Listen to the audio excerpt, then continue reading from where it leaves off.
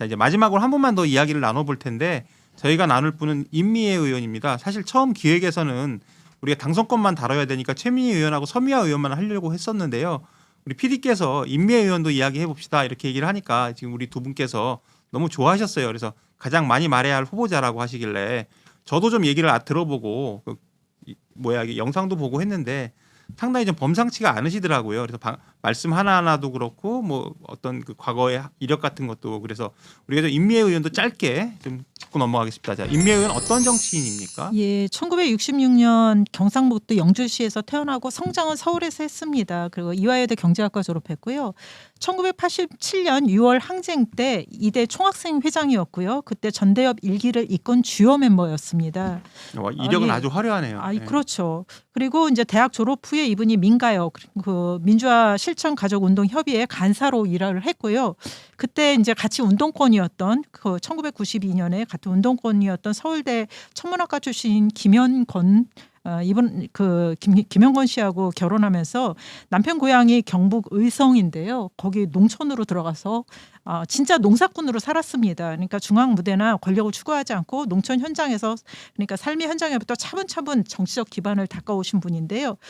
그래서 실제로 진짜 자기는 과수원을 했었는데 그 시댁이 과수원을 했거든요. 과수원에서 이제 그 재배한 자두, 사과 이런 거 트럭에다 싣고 장사하러 다녔고 그다음에 애들이 이제 그 아들 둘인가 있는데 그 초등학교 입학을 하니까 학교 운영에 참여를 해서 어머니 회장 역할을 너무 잘해가지고 2년 연속됐고 그러면서 그때 무슨 공동육아 그다음에 바자회를 통해서 운동부 지원이 뭐 굉장히 열렬한 활약상을 보였습니다.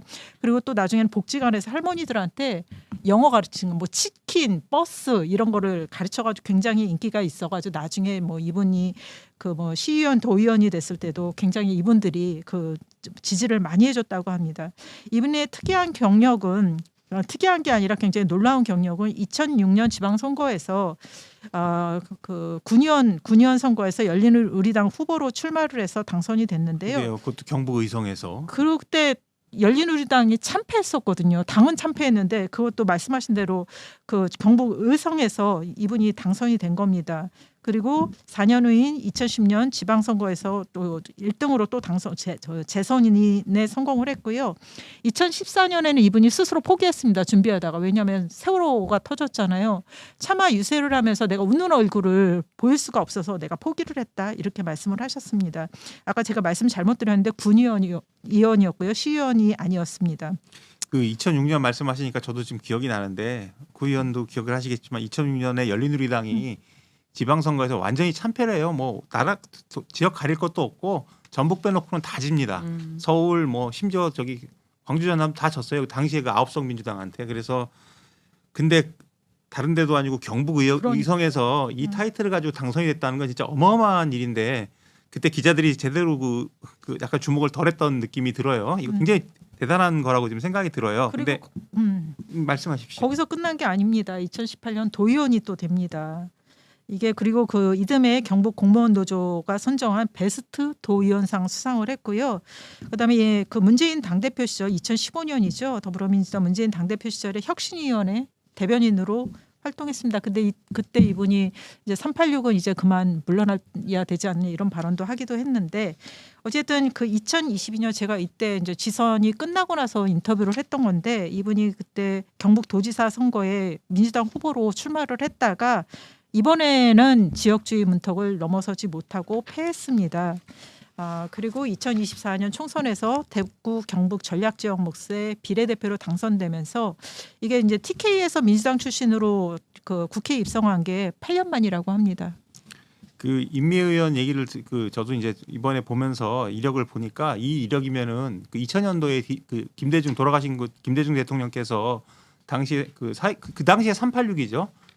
굉장히 영입을 많이 해서 이때 들어갔거나 아니면 적어도 2004년 탄핵 국면에서 열린우리당으로 충분히 공천을 받아서 들어가서 당선이 될 수 있는 그런 이력을 지녔다 이렇게 맞아요. 느껴져요. 왜냐하면 87항쟁에서 굉장히 그 주요 역할을 했고 또 주요 대학의 총학생회장 출신이었기 때문에 맘만 먹었으면 벌써 배지를 몇 번을 달았을 것으로 저는 맞아요. 보여집니다. 그래서 맞아요. 굉장히 대단한 분인 것 같아요. 그런데 이제 외양만 보면 되게 좀 참한 인상인데 강단이 있으시다 이런 얘기를 들었는데 실제 성격은 좀 어떠십니까? 네, 좀 뭐 저는 자주 만난 편이고 또 지역이 고향이 비슷하기 때문에 뭐 이래저래 만날 기회도 많았는데 참고로 구의원께서는 포항이십니다. 외유내강형이 맞고요. 근데 깐깐해요. 음. 깐깐하고 예를 들어서 이개파 저개파 쫓아다니고 자기 정치에 철학이 없는 사람한테 대놓고 물어요. 너 도대체 정치 왜 하냐. 이런 식으로도 묻기도 하고.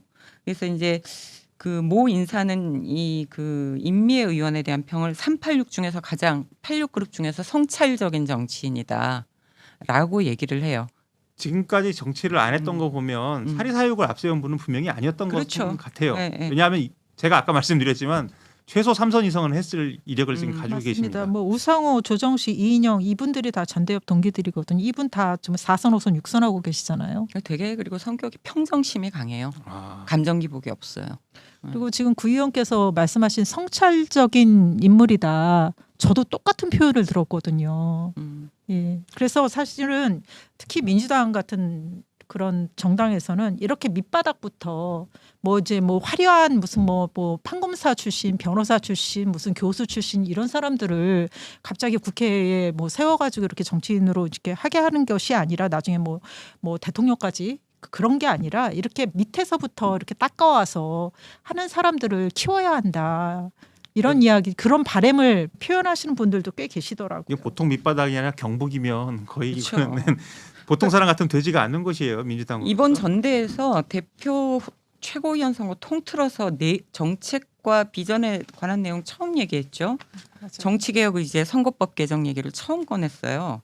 그래서 앞으로 어떤 활동 영역이 어떻게 열릴지 모르겠지만 대구에서는 김부겸 이후에 어떤 지역 리더십을 구축할 수 있는 인물 아니겠느냐라는 이런 기대도 갖고 있는데 이분이 비례대표가 못 될 뻔하기도 했어요. 그때 이번 그 비례대표 선정 과정에서 남편이 이제 김영권 전 의원이 남편을 했는데 대구 경북 험지에서 온 그 정치하는 사람 니들 부부만 있는 거 아니다. 남편이 했는데 왜 또 부인까지 하느냐. 그리고 남편 같은 경우는 이재명 그 경기지사 시절에 경기환경에너지진흥원장을 했고 지금 이재명 정권 들어서 고준위 방사성 폐기물 관리위원회 위원장을 또 맡고 있어요. 그러니까 지역에서 그 왜 이 TK를 살려야 할 정치 에너지를 임미애 김영권 부부가 다 독차지하느냐. 그때 당시 비례 선정할 때 이것 때문에 한번 제동에 걸렸었어요. 그래서 좀 우여곡절을 겪은 거는 있는데 그때도 임미애 의원은 아주 당차게 얘기했죠. 내가 남편 덕보고 정치한 것도 아니고 정치도 내가 먼저 시작을 했던 거다. 왜 이거를 자꾸 부창부수의 개념으로 보는지 그런 아주 그 낡은 정치관을 좀 버려야 된다 이렇게 얘기를 했었었죠. 제가 들은 건 남편보다 본인 그 임미애 의원이 네. 정치에 더 어울리는 것 같다 이런 말씀을 좀 들었었습니다. 남편은 속 키우고 있는 거 아니에요 주로? 그 지금 이제 남편하고 얘기해서 부부 얘기를 했는데요. 혹시 그 민주당 부부 출신 의원들이 좀 있었습니까? 기억나시는 분? 있었죠. 최규성 의원하고 이경숙 의원 여연 대표 있었던 17대 국회 때. 또 김근태, 있었죠. 인재근 전 의원이 있었고 그렇죠. 심규섭, 김선미 전 의원도 있었습니다.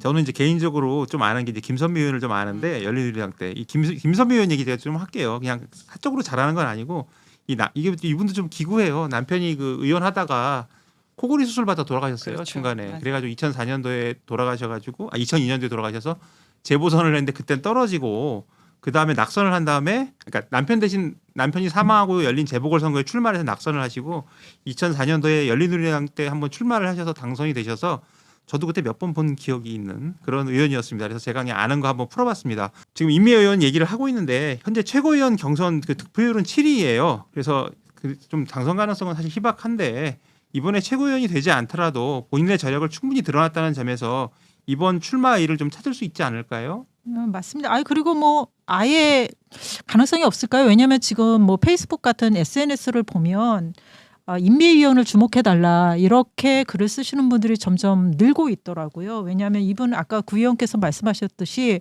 상대 후보를 갖다 비난하는 그런 그 연설을 하는 것이 아니라 이분은 그 비전을 이야기를 하고 계시잖아요. 그리고 또 이제 뭐 말씀하신 대로 이제 또 이분이 물론 도지사 출마도 하고 뭐 그랬지만 대중 정치인으로서 전국적 단위에서 선거는 처음 치르는 거잖아요. 그러면서 이제 자기의 생각을 차분히 밝히면서 이제 설득을 해나가는 이런 작업을 하고 있는 거니까 이제 대중 정치인으로서 어쩌면 큰 무대에서의 첫 시험대인데 이거를 통해서 뭐 당선이 되시든 안 되든 상관없이 개인적으로 굉장히 크게 정치인으로서 성장하는 기회가 될 것이다. 그리고 인지도가 일단은 굉장히 높아졌을 높아졌죠. 테니까 그렇게 생각을 합니다. 그 의원께서는 뭐 저는- 질문이 좀 있으시니까 한번 좀 덧붙여 주신다면. 그러니까 이게 득표 전략으로 보면 지금 아까 그 수석 최고위원은 양측 모두 지금 하늘의 뜻에 맡긴다고 한다는 거는 3대 3으로 지금 다 올리려는 거 아니에요? 그 팀에서 그렇죠. 뛰어들 때가 좀 마땅치가 그러니까 않으신 지금 이게 그런 그리고 느낌이 좀 굉장히 있네요. 늦게 후보 등록을 했어요. 아, 근데 아이고 나 한번 해볼란다 그냥 그래서 등록을 했고 남편이 강하게 권유를 했고 이게 뛰어들었는데 득표 전략으로 보면 지금 특정 후보한테 줄 선다는 것 때문에 비판을 많이 받고 있어요. 오히려 대구 경북의 대표성 좀 어필을 하고 그랬다면 그 이 어떤 앞으로의 대구 경북 정치에 대한 어떤 불평등을 해소할 수 있는 기회도 오지 않을까. 근데 이게 자칫하면 양지에 권력 있는 쪽에 어필하는 이미지를 비출 수 있기 때문에 그 이 인미의 정치와 맞지 않는다라는 비판은 또 지역에선 나오고 있어요. 그리고 실제로 충고도 많이를 하고 있고. 이게 지금 선거를 통해서 5명 최고위원이 추려지는 거잖아요. 근데 2명은 당대표를 따로 또 당대표가 2명을 또 이렇게 선출할 수 있는 거 아닌가요? 근데 이미 정청래 후보는 모르겠지만 김민석 후보 같은 경우는 1000명을 하지 않았습니까? 노동과 청년이라고. 그리고 여성이 이번에 많이 들어가기 때문에 글쎄요. 뭐 많이 들어가면 저는 여성 입장에서는 좋으나 그 의지가 그래서 어떻게 될지는 모르겠네요. 지금 구 의원께서 여성 최고위원을 말씀하셨는데 이번에 두드러지는 게 그 여성 최고위원이 자기 힘으로 여기까지 와서 유력한 후보로 지금 올라섰다는 거 이런 면에서는 좀 의미가 있을 것 같아요. 예, 예. 아무래도 뭐 이 제도적으로 보면 룰로 1인 2표제가 도입이 되고 그다음에 1인 1표제 그 당원 중심 정당으로 가기 위한 첫 번째 선거기 때문에 선거 전략으로 봤을 때 파트너라는 관점에서 이 여성 유권자들한테 또 어필해야 되는 그런 부분도 있을 겁니다. 그러나 이게 지금 계속 선거를 치르면서 이제 젠더 이슈라든가 여성 유권자들의 어떤 중요성들이 많이 강해지면서 이걸 정치권도 눈치를 안 볼 수가 없거든요. 그래서 그런 것에 대한 부분들 그래서 굉장히 정치에서도 여성 대표성에 대한 중요성들이 이번 전대에서도 좀 많이 이렇게 후보군이 많이 등장한 것도 중요하지만 많이 부각되고 있는 것도 저는 그런 여파라고 이제 보는 건데 그 여기에 이제 이런 분위기를 보면서 여성 정치인들도 좀 어떤 그 이렇게 질적으로 여성 대표성과 어떤 전문가 대표성에 대한 좀 정치를 좀 하는 계기가 됐으면 좋겠어요. 그 여성 대표성이라고 하는 게 생물학적 여성이 아니라 여성이 소수자 중에서도 가장 그 이 힘이 세고 수가 많습니다. 그러니까 이 여성 정치가 활성화가 돼야 우리가 그 정치적 약자들이라고 하는 분들의 앞으로의 할당 소수자 할당 부분도 도움이 되기 때문에 이런 이른바 여성주의 정치에 대한 그 인식을 좀 높여가는 좀 뭐 그런 계기가 됐으면 좋겠습니다. 이번 전당대회에서 숨겨 있는 하나의 또 의미인 것 같아서 구 의원께서 잘 짚어주신 것 같습니다. 자, 마지막 질문을 던질게요. 김용, 이성윤 의원 두 분이 지금 5위권에 걸쳐 있는데 누가 문 닫고 최고위원에 될지 자 좀 예측을 했어요. 자, 하나 둘 셋 하면 동시에 말씀해주세요. 하나 둘 셋. 김용. 두 분이 동시에 하는 거는 그 뭐 그렇게 좀 생각을 해주시고요. 자, 오늘 인물비상구에서는 최민희, 서미와 임미애 후보의 걸어온 길과 정치적 자산을 다각도로 짚어봤습니다. 아까 제가 국회 재보핑이라는 거 말씀드렸잖아요. 근데 거기 옳은 글이 하나 인상적이어서 소개를 드리면 아주 그냥 직설적인 발언이에요. 싸우는 건 좋은데 최소한 미래는 담보하는 선에서 싸우면 좋겠다. 지들 편만 생각하느라 항상 국민들만 피해를 본다. 이런 말이 있어서 제가 소개를 드리고요. 마지막으로 드릴 말은 이제 한자 성어 중에 화이부동이라는 말이 있죠. 조화를 이루되 같아지지는 않는다. 이런 뜻인데 단순히 사이좋게 지내자 이런 뜻이 아니라 자기와 다른 상대방의 의견도 존중한다는 뜻을 담고 있습니다. 그래서 요즘 정치권을 보면 화이부동의 리더십이 어느 때보다 필요한 시점이 아닌가 싶습니다. 자, 오늘 인물비상구의 시그니처 한 줄 논평으로 시간을 마무리하겠습니다. 제가 먼저 할까요? 구의원이 항상 문학적으로 아름다운 말을 하니까 제가 먼저 하겠습니다. 일단 최민희는 변동성 높은 대장주. 왜냐하면 요즘 주가 때문에 소갈이 하시는 분들 아주 많거든요. 주식의 이 세 분을 표현을 하면 최민희 의원은 변동성 높은 대장주다. 왜냐하면 지지층의 높은 몰입도로 표를 끌어모으고 있지만 주가 변동성이 크듯 논란과 비판의 파급력도 함께 짊어지고 있다는 의미에서 그렇게 지었고요. 서미화 의원은 꾸준히 우상향하는 가치주다.